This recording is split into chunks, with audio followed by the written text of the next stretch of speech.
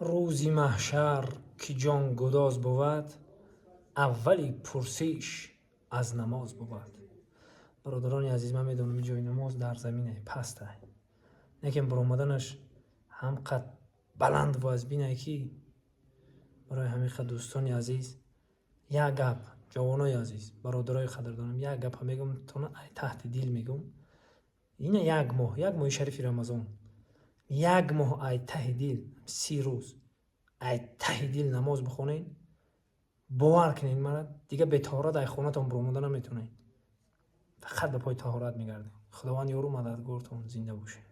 ای نبیره بابای آدم، اندازه نگه دار که اندازه نکوست، هم لایق دشمن است و هم لایق دوست.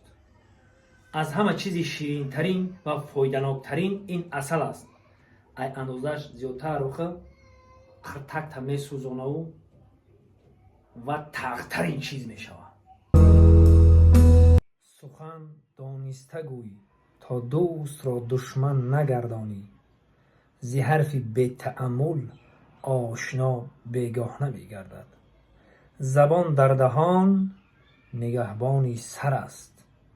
دیگه پر من استادا گفته بحری ما ای قدیم الایام گفتن و گذشتن رفتن.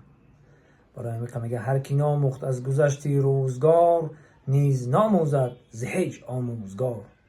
با آموزید برادران، زبانتون نگاه دارید. خداوند نگهبانتون.